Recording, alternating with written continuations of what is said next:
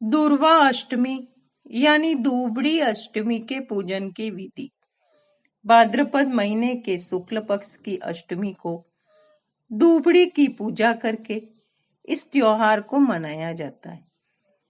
एक पाटे पर दूबड़ी अर्थात बालकों की मूर्तियां, सर्पों की मूर्ति, एक मटका और एक स्त्री का चित्र मिट्टी से बनाकर उनके चावल, जल, दूध, रौली, आटा, घी, चीनी मिलाकर मोई बनाकर पूजे, दक्षिणा चढ़ाए व भीगा बाजरा भी चढ़ाए।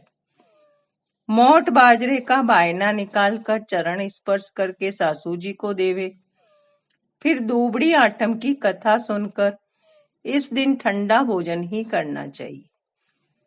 इसी व्रत वर्ष विवाहित स्त्री को इसका उज्जमन करना चाहिए।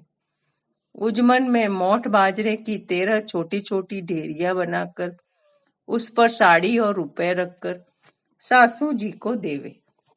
दूर्वा अष्टमी यानी दूबड़ी आठम की कथा। एक साहूकार था, उसके 8 बेटे थे। उसके बेटे बड़े हुए तो सबसे बड़े बेटे की शादी तय कर दी। मुहूर्त निकलवाया गया तो मुहूर्त दूबड़ी आठम का निकला। फेरों के समय उसे एक नाग आकर डस गया। इस साहूकार के 7 बेटे इसी प्रकार फेरों में नाग के डस जाने से मर गए। सबके मुहूर्त दूबड़ी आठम के ही थे। अनंतः 8वें बेटे की शादी तय हुई। लड़के की बहन किसी गांव में रहती थी।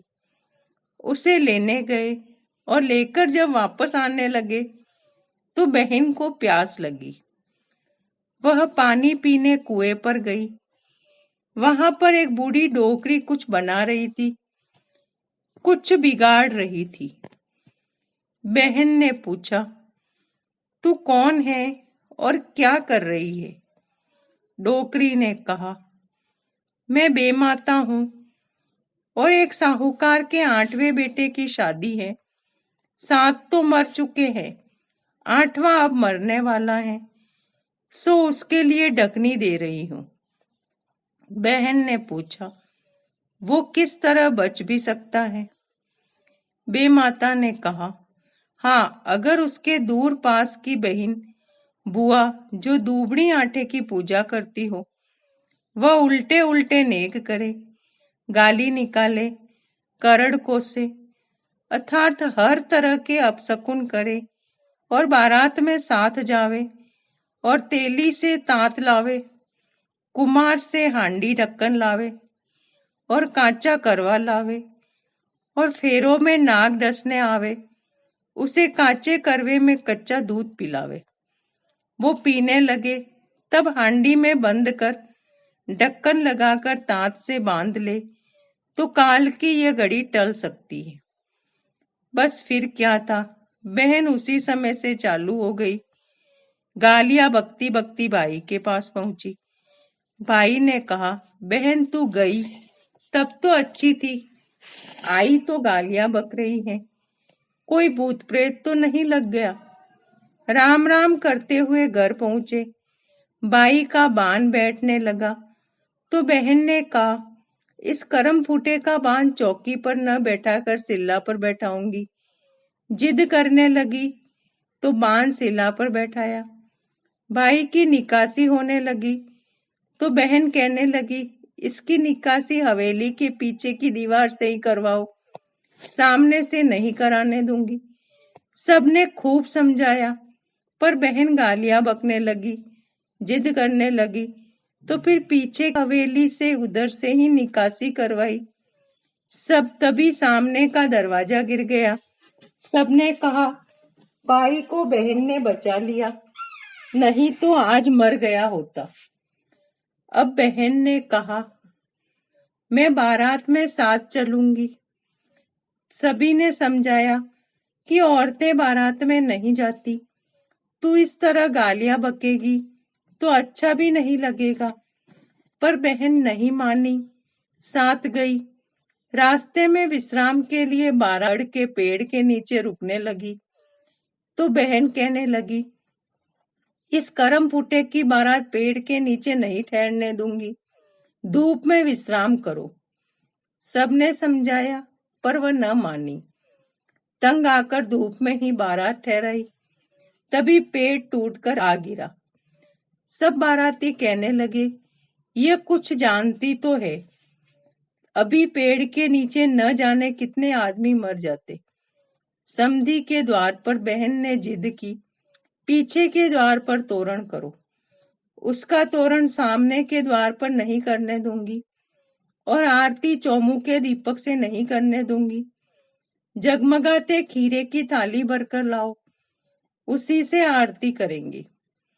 बारातियों ने समधी से कहा, ये कहे वही करो। तोरण मारते वक्त सामने का दरवाजा गिर गया। आरती करते वक्त ऊपर से सांप आकर गिरा तो जगमगाते खीरे से जल गया। खीरे न होते तो सांप दूल्हे को काट खाता। फिर बहन जिद करके फेरों में साथ बैठी। 2 फेरे होते ही सांप आया। बहन ने सांप के आगे कच्चा दूध का करवा रखवा दिया। सांप दूध पीने लगा तो बहन ने उसे तांत से बांधकर हांडी में डालकर ढक्कन लगाकर गोडे के नीचे दबा दिया और कहा, अब निश्चित होकर फेरे करो। उसी समय नागिन आई और वह कहने लगी, पापन, हत्यारन, छोड़ मेरे सांप को। बहन ने कहा, तू तो एक घड़ी ही दुखी हो गई, मेरे तो 7 भाभी कब से दुखी बैठी है।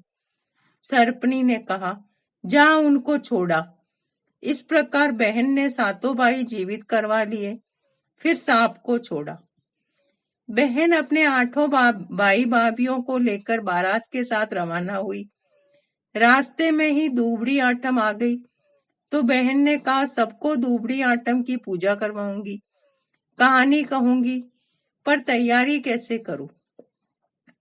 बहन ने गाड़ी रुकवाई। नीचे उतरी तो देखा कि पाटा वही मंडा पड़ा है। बेर का पेड़ लगा है। भीगे मोठ व पूजन की सामग्री पड़ी है। बहन ने 7 भाभियों के साथ पूजा की, कांटा पास व कथा कही। फिर भीगे मोठ से सबने बायना निकालकर बहन ने भाभियों से कहा, हमेशा भादवे की आठम की दूबड़ी की पूजा करना, कांटा पासना और पूजा करना, कथा कहना। उधर साहूकारनी छत पर चढ़कर बारात की राह देख रहे थे।